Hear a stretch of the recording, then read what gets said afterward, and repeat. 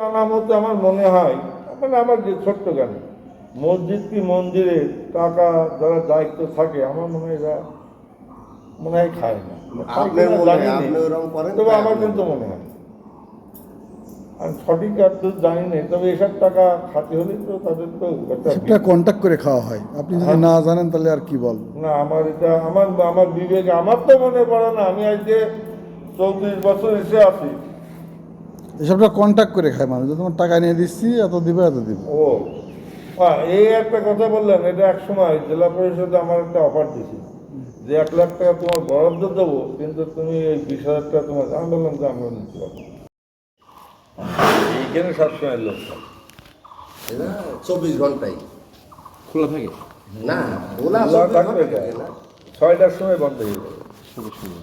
না কাকা, আপনাদের সম্প্রদায়ের একজন মহিলা দর্শনার মানে আসছিল একটি পূজা দিতে আর কি, সেই রিক্সা রিজার্ভ করে আর কি, উনি এসে বন্ধকে চলে গেছে, বাচ্চা কাচ্চা সহ আসছিল আর কি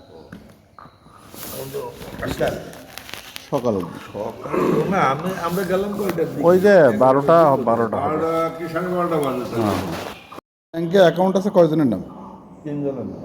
প্রেসিডেন্ট, সেক্রেটারি, ক্যাশিয়ার, এই 3 জন যদি এক হয়ে যায় আর কমিটির কারো জানার ক্ষমতাও নেই যে কোন জায়গাতে কত টাকা আসছে আর কি আসছে, যতক্ষণ পর্যন্ত নতুন কমিটি ওই ব্যাংক স্টেটমেন্ট না তুলবে, মানে নতুন কমিটি না, তাকে জানার ক্ষমতাও নেই। আবার শুধু তাই না, ধরেন যে আপনি সেক্রেটারি, পার্সোনালি আপনি একটা প্রবাসী হিন্দু লোক, টাকা আসছে, আপনি চাইলেন যে ভাই আমার এই মসজিদে 1 লাখ টাকা দাও, দিল, কমিটির লোক জানবে? না, আপনার কোনো যুক্তি আছে, হ্যাঁ। তবে আমরা এরকম কিন্তু কথা হচ্ছে কি শুনবেন, কোনো ধর্মীয় প্রতিষ্ঠানের কাজই শেষ হচ্ছে না। না এর কারণটা কি? বরাদ্দ তারা প্রতি বছর নিয়েই যাচ্ছে, কিন্তু কাজ শেষ হচ্ছে না। না, বরাদ্দ তো সেরকম মসজিদ পাই। বলেন আর মন্দির বলেন তবে মন্দিরে বরাদ্দ কিন্তু খুব সীমিত পায়। আর গির্জা বলেন, একদম সম্পূর্ণ। আপনি দেখেন যত বরাদ্দ টাকায় হোক মন্দিরের টাকায় পাওয়া যায় না। আমি এই পর্যন্ত না মানে আমি আপনাকে মন্দিরের গড়ে বলছি, টাকাই ফেরত পাইনি। আমি গড়ে বলছি যে মসজিদ বলেন একদম কমপ্লিট, টাইলস করে সব কিছু কমপ্লিট, কিন্তু তারা প্রতি বছর কোনো না কোনো প্রতিষ্ঠান থেকে বরাদ্দ নিয়ে যাচ্ছে। ধর্মীয় প্রতিষ্ঠানগুলো বরাদ্দ নিয়েই যাচ্ছে প্রতি বছর, তাহলে কি কাজ শেষ হচ্ছে না?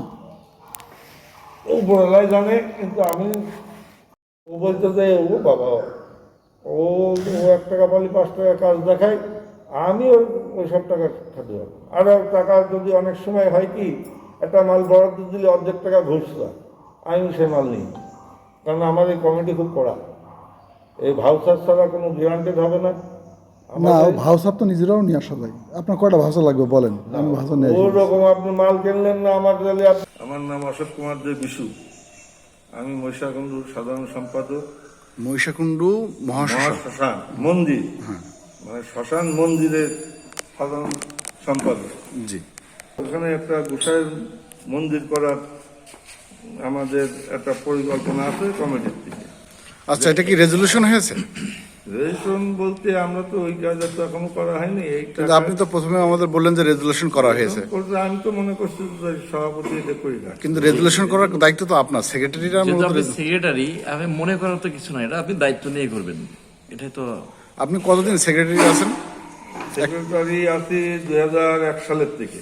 তার আগে জয়েন্ট সেক্রেটারি ছিলাম 2001 সাল থেকে 25 বছর। আপনি একটানা 25 বছর সেক্রেটারি আছেন। ধর্মীয় জায়গায় কখন কে আসে তা তো বলা যায় না, যখন তখন লোকজন তো আসতেই পারে।